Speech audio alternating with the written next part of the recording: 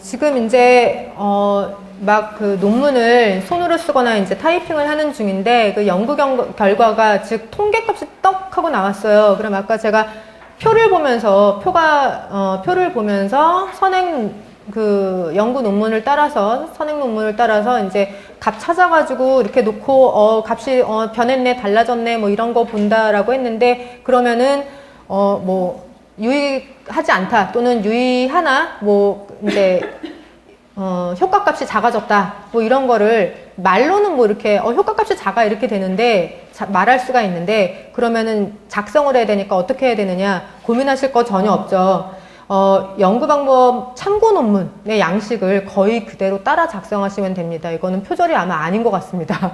저 같은 경우 이제 몇 가지 매개 효과의 결과를 이렇게 작성한 논문 몇 가지를 읽다 보니까 어떤 그 문구가 좀 자연스럽지 않아서 뭐 이제 뭐 형용사 위치에 있는 거를 뭐 좀 이쪽으로 갖다 놓고 뭐 이렇게 자리 위치만 좀 변동을 해서 좀 자연스럽게 문장이 이어지도록 제가 살짝 바꾼 거는 있고요. 거의 그대로 쓰시면 된다고 교수님들도 그러셔서 그냥 작성을 하였습니다.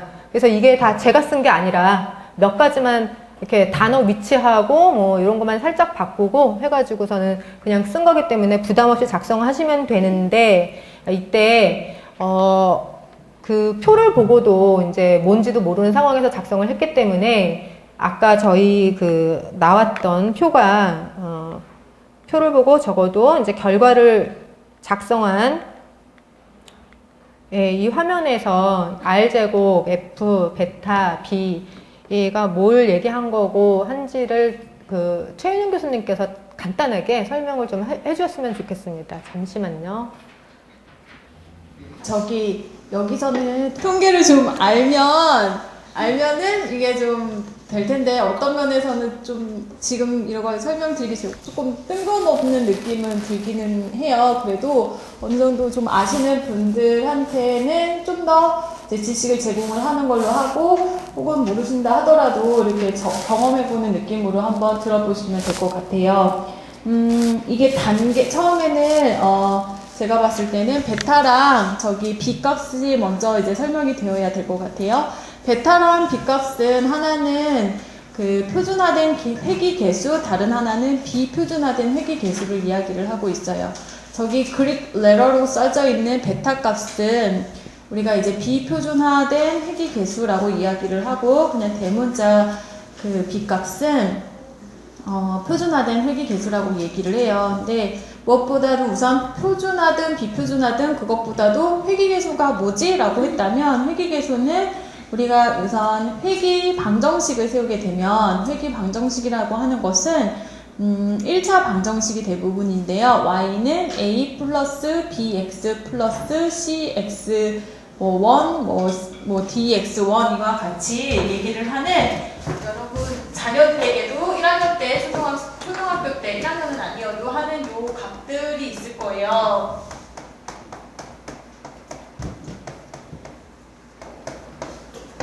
이게 바로 회귀 방정식의 가장 기본적인 모형이 될 수 있는데 요 x가 의미하는 것은 독립변수를 의미하고 있고요. 여기 y가 이야기하고 있는 거는 종속변수를 이야기를 하고 있어요. 그러면 이걸 통해서 뭘 할 수 있냐면 첫 번째는 x하고 y, 즉 종속변수와 독립변수와의 관계를 좀 살펴볼 수 있을 것 같아요. 뭘 통해서? 이 b값, 기울기를 통해서요. 그쵸? 그래서 b값이 정적인 그 플러스 방향으로 값이 크면은 x가 커지면 커질수록 하나씩 커지면 커질수록 y는 그만큼 커진다라고 이해를 할 수가 있을 거예요. 그걸 통해서 우리가 또 뭘 할 수 있냐면 x, 즉 독립변수와 종속변수의 관계성을 이걸로 이해를 할 수가 있어요. 자, 그럼 여기서 베타 값이랑 B 값은 뭘 의미하냐면 이 값들을 다 회귀계수라고 이야기를 해요. 그래서 여기서 말하는 베타와 B 값은 이 회귀계수 값들을 이제 써서 이렇게 들어가게 되는 거고요. 이 방정식에서 이제 또 두 번째로 알 수 있는 것이 뭐냐면은 독립변수가 지금 하나, 둘, 세 개가 쓰였죠. 근데 모형이 이렇게 될 수도 있을 거예요. 이렇게까지만 쓰여지는 모형이 있을 수도 있을 거예요. 그쵸? 독립변수를 나는 하나만 고려할 거야. 혹은 독립변수를 하나, 두 개를 고려할 거야. 혹은 내가 이 종속변수를 설명하기 위해서 독립변수를 하나, 둘, 세 개를 한번 사용해 볼 거야 라고 할 수 있을 것 같아요. 그쵸? 그러면 독립변수를 몇 개를 사용을 하느냐에 따라서, 무엇을 사용을 하느냐에 따라서 나의 종속변수, 내가 설명하고자 하는 변수를 얼마만큼 설명을 해내느냐가 또 관심사가 될 수 있을 것 같아요. 그래요? 네. 네. 네, 그쵸. 그 두 가지가 회귀 방정식의 목적이 될 수 있어요. 첫 번째는 하나하나의 변수, 독립변수와 종속변수의 관계성을 다른 독립변수를 통제를 시켰을 때의 관계성을 살펴보는 것. 두 번째는 이 내가 설명을 하고자 하는 종속변수를 내가 지금 연구 이론에서 뽑아냈던 독립변수들이 얼마만큼 다 같이 설명을 해내고 있는 것인지. 즉, 내가 만든 것을 요거를 바로 무엇이라고 말을 하냐면은 하나의 모형이라고 이야기를 하는데요. 내가 만든 모형, 즉 이론적 배경을 통해서 선행 자료를 통해서 이런 것 여러 가지를 통해서 내가 만든 이 모형이 정말 설명을 하고자 하는 이 Y를 얼마나 잘 설명을 해내고 있는지가 궁금할 수 있을 것 같아요. 대인관계 능력이라는 것을 이화영 씨는 설명하고 싶었어요. 뭐를 통해서 설명을 하고 싶었죠? 회피 애착이랑 정서, 인식, 명확성. 그쵸? 이게 모형이에요, 모형. 대인관계 능력을 설명할 수 있는 게 이거 두 개밖에 없어요. 아니죠. 수없이 많아요. 근데 그 두 가지를 선택했어요, 이분은. 그 두 가지를 선택해서 이 두 가지가 과연 대인관계 능력이라는 것을 얼마만큼 설명해내는지가 사실은 처음 궁금한 것 중에 하나였을 거예요. 그쵸? 그게 바로 처음에 이 모형을 하나 만드신 거예요. Y는 대인관계 능력, X1은 회피 애착, 그 다음에 정서, 인식, 명확성 이런 식으로 넣어서 그러면 얘가 대인관계가 회피 애착이 대인관계 능력을 얼마만큼 설명을 해내고 있는지 그리고 그 정서, 인식, 명확성이 대인관계를 얼마만큼 설명하고 있는지 혹은 이 두 가지를 다 같이 넣었을 때 대인관계라는 거를 얼마만큼 설명을 하고 있는 건지를 알고 싶어요. 그때 사용하는 게 R²라는 값이에요. R²는 상관이라고 하는 R을 그냥 제곱시켜준 거예요. 그래서 그냥 R²라는 값을 쓰는데 이 R²가 의미하는 바는 무엇이냐면 종속변수라는 것 자체가 있어요. 종속변수가 이렇게 분포되어 있는데 종속변수의 어떤 그 값들이 막 분포되어 있는데 이 값들을 이 두 가지가 얼마만큼 설명을 해내는지 즉, 두 개의 상관을 제곱을 함으로 하여금 그 설명해내는지를 이야기를 하고 있는 것이 R²예요. 그래서 R²가 있고 그 다음에 그 R² 값들이 막 나오고 있죠. 그 값이 얼마나 통계적으로 유의미한지 알아보기 위해서 F값을 써요. 그래서 F는 첫 번째 요 모형과 요 모형 두 개 모형이 다르죠? 네, 다른데 그 두 모형이 다른 데 있어서 얼마나 차이가 있는지를 살펴보는 거고 그리고 또한 여기에서부터 여기까지 또 모형이 달라졌죠? 달라짐으로 하여금 또 무엇이 달라지는지 알아보는 것 이렇게 할 때 이제 F값을 쓰고 사실은 요거보다도 더 좋은 방법이 뭐냐면 제가 금방 말씀드렸을 때 이 모형과 이 모형이 다름으로 하여금 얼마만큼 설명량이 달라졌는지 이 모형에서 또 한 가지를 더 넣음으로 하여금 얼마만큼 설명력이 달라졌는지 그게 더 관심이 있을 수 있어요. 그래서 어떻게 하냐 R² 값의 변화값을 계산을 해요. 그걸 이것도 많이 보실 거예요. 나중에 델타 R²라고 해가지고 R² 체인지라고 표현을 하거든요. 그냥 차이값을 계산을 하는 거예요. 그리고 그 차이값이 얼마나 통계적으로 유의미했는지 또 역시 F값을 통해서 알아볼 수가 있어요. 그래서 여기서 F라는 것은 그냥 통계치예요. 나중에 T-테스트 할 때는 T, F, 카이와 같이 사람들이 만들어낸 통계치라는 값인 것이고 그걸 통해서 이게 얼마나 유의미한지 R²라는 것이 얼마나 유의미한지 알아보는 것으로 쓰이는 거예요.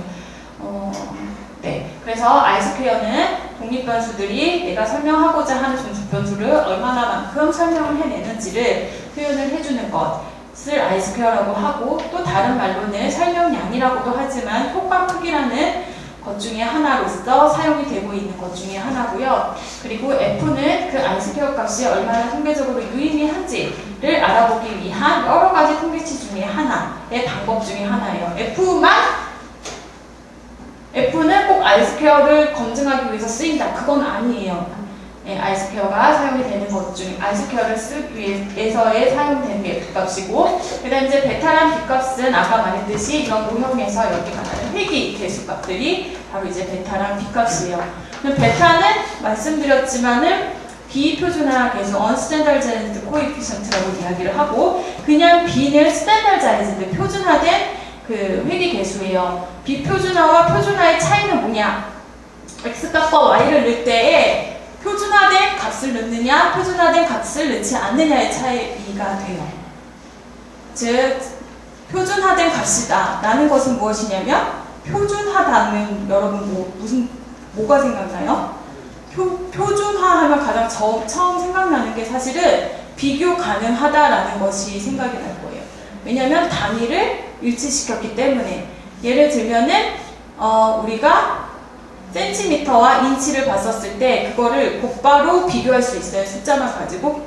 그래서 인치가 5가 나왔고 센티미터가 5cm면 둘이 같다 이렇게 말할 수 있어요?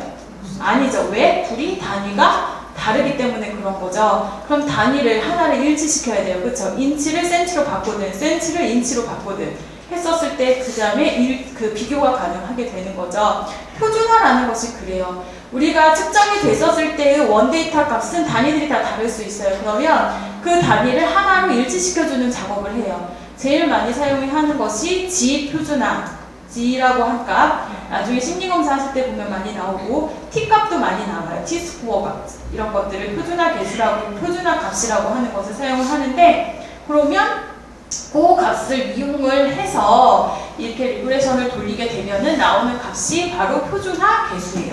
그리고 비표준화 개수는 그냥 원점수 값을 사용을 하게 돼서 단위를 그냥 존중해 주는 거예요. 그래서 사용을 하게 돼요. 표준화 개수 값을, 이제 표준화 값을 사용을 해서 표준화 개수를 쓰게 되면은 절편이 없어져요. 여기가. 절편이 없어지게 돼요. 자, 그 말은 우리가 그러면 언제 표준화를 쓰고 언제는 비표준화를 쓸까요? 라고 만약에 여쭤보신다면은 대부분 뭐라고 대답을 하시냐면은 단위가 굉장히 중요해서 그 단위 자체에 대한 의미를 잃어버리지 않게 하기 위해서는 비표준화 개수를 사용을 많이 하겠죠. 근데 이제 표준화 개수 같은 경우에는 가장 많이 사용되는 것 중에 하나는 뭐냐면 x가 0일 때의 y값 시 의미가 있다면, 그쵸? 그때에는 표준화 개수 값을 많이 사용을 해요. 네.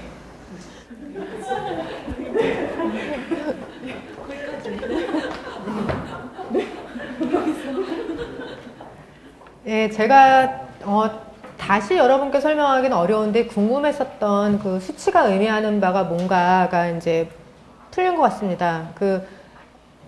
논문을 써보신 분이나 이 표를 아시는 분은 무슨 말씀이신지 알아들었을 테고, 나머지 분들은 나중에 공부한 다음에 다시 한번 보시면 좋을 것 같습니다.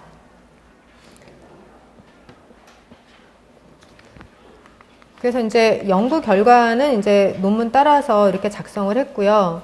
그리고 이제 그 연구 결과를 작성을 한 다음에는 그 결론 부분에 이제 그 논의 부분을 작성을 하게 되는데, 논의는 이제 뭐 쉽게 자신의 논문에 대한 평가라고 할 수 있습니다. 그래서 가설을 지지했는가 여부를 쓰게 되고, 그 다음에 이 연구가 공헌한 바는 무엇이며 어떤 한계점을 가지고 있고 어떤 점을 시사하는가를 이제 적은 내용이어서요. 간단하게 뭐 읽어보시면 아실 수 있을 것 같습니다.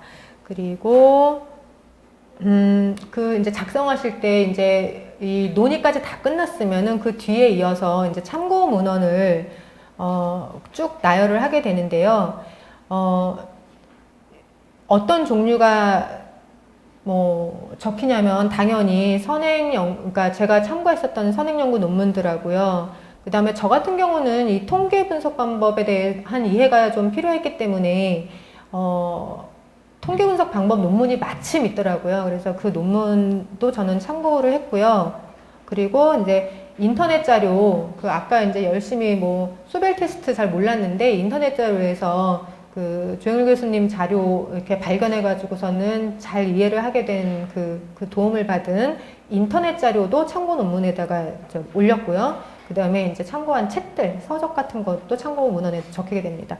부록에는 뭐 측정 도구, 저희 요렇게만 했을 때에는 뭐 부록에는 측정 도구 정도가 실리게 될 것 같습니다. 설문지를 적게 되는데, 그 설문을 실시할 때 그 설문 요청을 부탁합니다라는 그 앞표지 부분이랑 척도 질문지 같이 올라가게 되고요.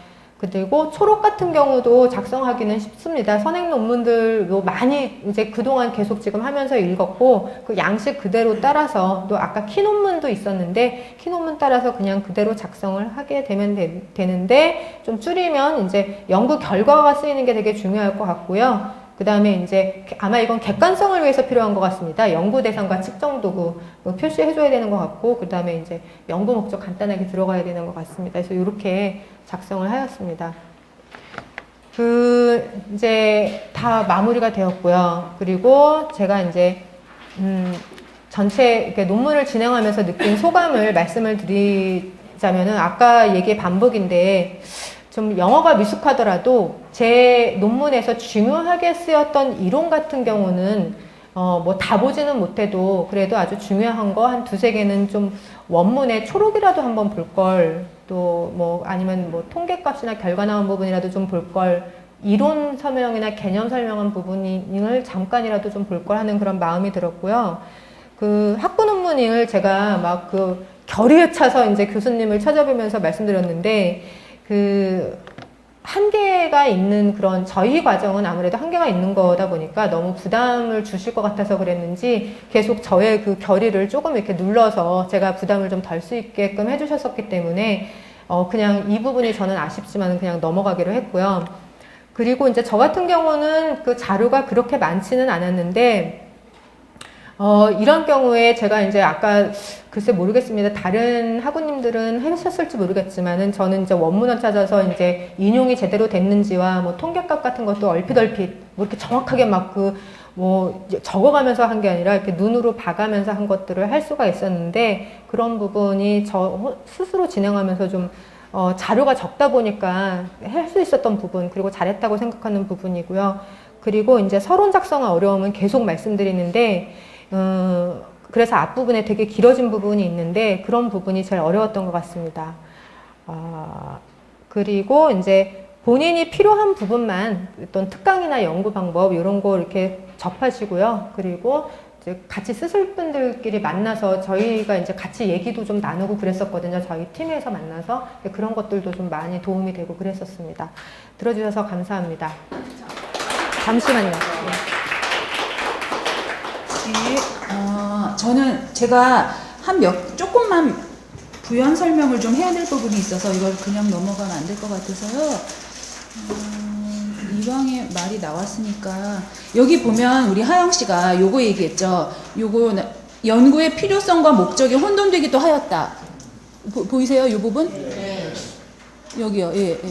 연구의 필요성과 목적이 혼돈되기도 하였다. 그게 너무 당연한 얘기예요. 그리고 혼돈이 될 수밖에 없고 솔직하게 얘기를 해주셨는데요. 제가 썼던 논문을 아주 간단하게만 예시를 하나 보여드리면서 필요성이 뭐고 목적이 뭐가 다른지 예시를 하나 보여드릴게요. 일단 논문을 쓸 때 그러니까 계속 하영 씨가 서론 부분에서 뭐 이론적 배경이랑 가설을 연결시키기 매우 어려웠다 이런 얘기도 하고 그러는데 이제 연구 논문은 일반 수필집이나 소설과 다른 게 뭐냐면 이거는 완전히 하나를 그냥 무에서 유를 창의적으로 창조하는 게 아니에요. 물론 창작물이긴 한데 근거 없이 상상으로 창조하는 게 아니에요. 그래서 논문은 학술적 글은 문학작품과는 굉장히 많이 달라요. 그래서 반드시 이론적 배경이나 선행 연구 결과들 이런 걸 근거로 연구의 필요성도 나와야 되고 연구의 목적이라든가 가설도 다 나와야 근거 자료를 기반으로 나와야 됩니다. 그게 뭔지를 좀 보여드릴게요. 제가 하고 있는 현재 진행 중인 연구의 제목은 이건 연구의 주제예요. 이제 뭐 사춘기와 청소년기 자녀를 둔 직장인 아버지들을 위한 웹 기반 아버지 심리교육 프로그램 개발 및 효과 연구 이래가지고 제가 이제 연구를 하고 있는데 이게 주제인 거고요. 그럼 이 연구의 목적은 뭘까요? 한번 목적을 생각해 보세요. 목적이 뭘 것 같아요? 이 연구의 목적은 뭘까요? 네, 이게 아주 예쁜 최은영 교수님께서 뭐라 그러셨냐면 제가 시간을 빨리 절약해야 되니까 답이 프로그램 개발이래요. 여기 연구 제목, 연구 주제가 이거예요. 여러분들은 이것만 가지고 이 연구자의 연구의 목적은 뭘까를 한번 생각해 보세요. 연구 목적이 뭘까요? 아버지 심리교육 프로그램 개발. 또 뭐가 나왔어요? 목적이 하나가 아니에요. 몇 개가 지금 포함되어 있어요. 목적 또 뭐예요? 프로그램 개발, 효과 검증, 또 뭐요? 그러니까 답은 나오던데, 장원천 뭐라고요? 뭘것 같아? 아무 생각 없이 얘기해야 돼. 근데 그 아무 생각 없는 게 답일 수도 있어요. 얘기해 주세요. 왜 하려는 걸까요? 관계 개선? 아빠와 아들, 자녀 사이에? 그냥 시간 관계상 그냥 넘어갈게요. 본 연구에, 이건 제가 정말로 썼던 글이에요. 이거 찍지 마세요. 죄송합니다. 연구의 1차적인 목적은, 실제로 제가 이렇게 썼어요. 보세요. 연구의 1차적 목적은 사춘기 청소년기 자녀를 둔 직장인 아버지들을 대상으로 한 외피반 심리교육 프로그램을 개발.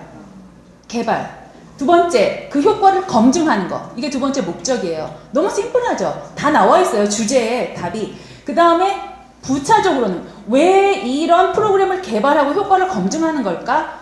부차적으로는 사춘기 청소년기 자녀들의 문제 행동을 예방하기 위해서 이런 효과를 만들고 검증하려는 거잖아요. 그 다음에 더 나아가서 이제 이들의 행복을 증진해.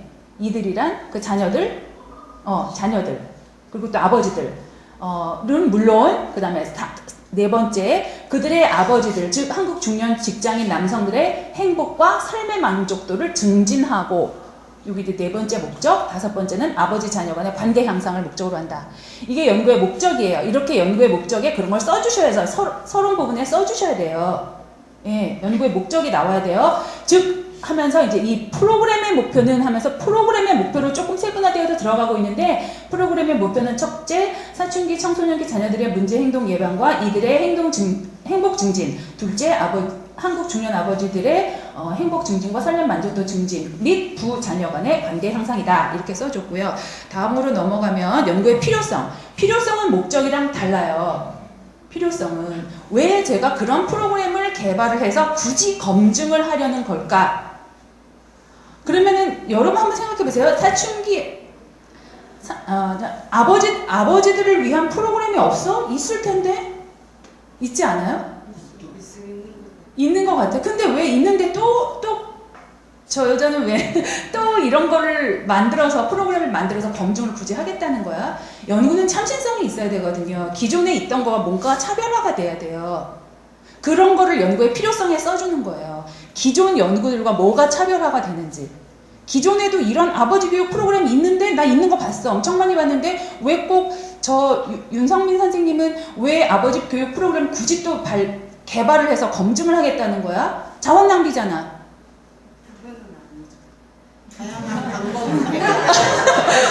근데 필요성 부분에다가는 그거를 독자가 읽었을 때, 그래, 그럴 법해 하는 거를 이렇게 논리적으로 설득할 수 있어야 되거든요. 필요성 부분에다가는 그런 걸 써주는 건데, 기존 연구들과 뭐가 다른지, 자, 여기 볼게요. 뭐라고 써있는지. 자, 보세요. 여기가 처음이니까 여성 취업의 증가, 현대사회의 급속한 사회 경제적 변화로 인해 과거와는 달리 아버지도 자녀 양육에 적극적으로 참여해야 한다는 입장으로 점차 변화하고 있다.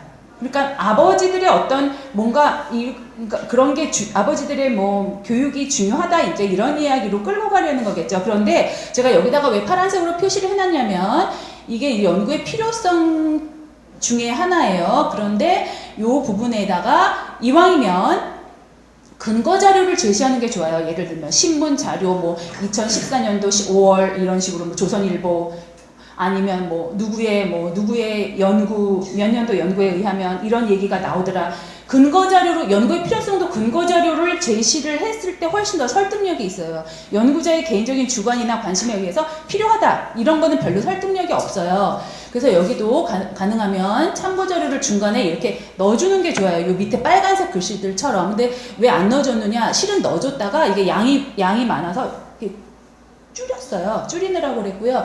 그 다음에 뭐 생계 부양자로서의 아버지 역할에서 더 나아가 아버지 더 적극적으로 자녀 양육에 참여할 것이 요청되고 있다. 이것도 많은 연구 논문들에 이렇게 나오고 있어요. 요청된다. 그래서 그런 것도 참고 자료로 넣어주면 좋고, 그 다음에 또 여기 보세요. 오늘날 아버지 역할의 중요성이 부각되면서 많은 연구들은 아버지가 자녀의 건강한 성장 발달에 중요한 영향을 미치고 있음을 확인하고 있고, 김수경 이렇게 나와 있죠. 원영미. 그래서 이거는 참고 자료 기존 논문들에서 이렇게 얘기해주고 있다라는 것을 근거 자료로 제시를 하고 있는 거죠. 그렇기 때문에 필요하다 이런 얘기고요. 밑에도 보면 뭐 사회적으로 아버지 역할에 대한 새로운 관심과 조명이 활발하게 이루어지고 있다.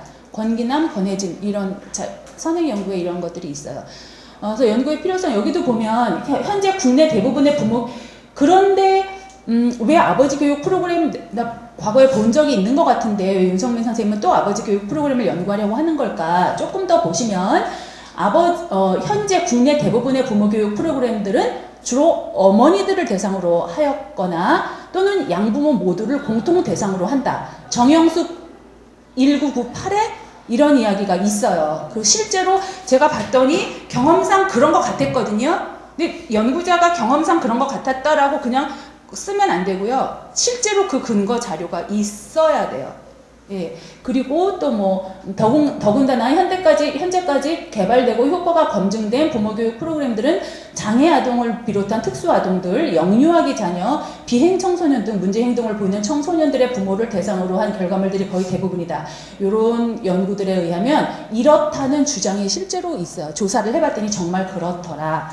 거의 대부분은 영유아기 자녀를 둔 아버지들을 대상으로 한 내용들이다. 반면 사춘기 청소년기 자녀들을 둔 아버지 대상 프로그램은 전무한 실정이다. 이정주, 이종현, 조선화 이런 연구들에 보면 이렇다라고 나와 있어요. 그리고 제가 실제로 RISS 논문 검색하는 데 들어가 봐서 검색어를 청소년, 사춘기, 그 다음에 아버지 교육 동시 검색어를 넣고 해봤더니 하나도 없어요. 진짜로 하나도 없어요. 그러면 이 연구는 연구할 만한 필요성이 있을까요? 없을까요?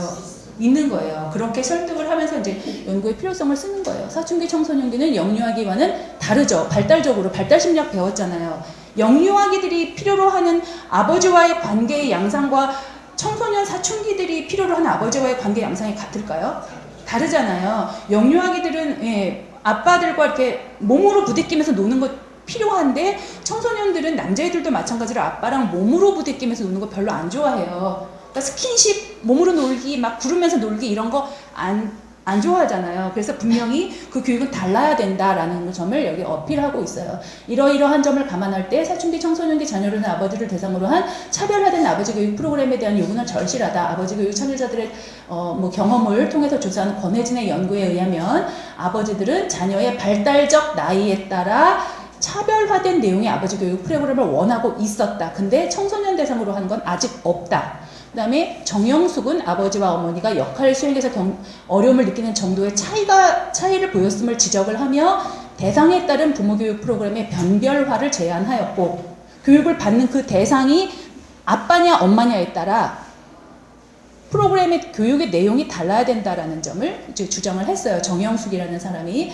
특히 아버지 교육이 보강할 필요성이 있다라고 주장을 했었거든요. 그러니까 이런 거를 근거로 해서 연구의 필요성을 제시해야 된다 이런 얘기고요. 가설은 여기 가설이 써 있는데 이렇게 보면은 이제 아까 뭐죠 평서문 형태로 가설은 쓴다라는 것을 보여드리는 겁니다. 네, 여기까지입니다. 제가 준비한 건 여기까지고요. 이하영 선생님 나오시고요. 최민경 선생님 나오세요. 거의 우리 다 끝났고요. 네, 여기 오세요. 여기 오세요. 주인공인데. 이하영 선생님께서 아까 이제 이미 그 논문 콘서트 발표를 할 때 여러분들이 느끼셨겠지만 굉장히 의지를 많이 보였던 그런 학생이었어요. 논문을 쓰려고 할 때는 일단 본인 의지가 굉장히 중요한 것 같아요. 인내심과 그런 노력과 의지가 굉장히 중요한 부분이라 의지가 굉장히 중요한 것 같습니다. 그리고 이 자료를 준비하느라고 우리 이하영 학우님 고생 많으셨는데 박수로 여러분들께서 받쳐주시면 좋겠고요. 또 매번 논문 지도 때마다 그리고 또 논문 콘서트 매번 할 때마다 최윤영 교수님께서는 항상 참석해 주셔서 아까 저희가 세련되지 않은 상담 및 심리치료 분야의 교수님들이 커버할 수 없는 부분을 매번 세련되게 도와주시고 계세요. 최윤영 교수님께도 여러분들 박수로 답해주시면 감사하겠습니다. 최윤영 교수님 한마디 하시고 마칠게요. 오늘 너무 감사드립니다. 그리고 제가 이제 논문 콘서트를 지금 계속 하면서 5회가 되면서 교수님들을 파트너를 바꿔가며 이렇게 논문 콘서트를 진행을 하게 되었는데요. 보면은 참 되게 멋진 결과물이 나오지만 그 결과물을 같이 했던 분들은 또 다르잖아요. 지도 교수님이 다른 거고 또 그거를 이제 하셨던 학우님들도 다른 거고요. 그러면 이 논문을 쓸 때 논문의 그 결과물도 그렇고 이 절차를 이렇게 얘기를 할 때 보면 지도 교수님의 성향이 되게 많이 드러난다라는 것들을 많이 발견하게 돼요. 그래서 저희 학과에 또 많은 교수님들이 계시는데 그 교수님들이 성격이 논문을 지도하는 과정에서 그리고 절차에서 그리고 나오는 논문까지 굉장히 재밌게 눈에 보이거든요. 그래서 봤더니 윤성민 교수님이 오늘도 보니까 그래 그렇구나 이렇게 윤성민 교수님의 어떤 이 성격과 이 어떤 성향과 이 논문의 절차와 과정이 그랬겠구나 이런 것들이 보였던 것 같습니다. 네, 이렇게 꼼꼼하게 하나하나 이렇게 가르침을 주시면서 진행을 하시는 교수님이셨던 것 같아요. 여러분도 앞으로 이제 논문을 진행을 하게 되면은 같은 지도 교수님과 즐겁게 재밌게 해서 많은 그 재밌는 절차를 겪으시면서 예쁜 프로덕트를 하나 만드셨으면 좋겠습니다. 오늘 너무 수고 많으셨습니다. 감사합니다. 오시느라 토요일 날인데 귀한 시간 내주셔서 이 자리에 참석해 주시고 한 3시간 앉아 계셨는데요. 고생 많으셨습니다. 돌아가시는 발걸음도 안전하게 감기 걸리지 마시고 잘 가셨으면 좋겠습니다.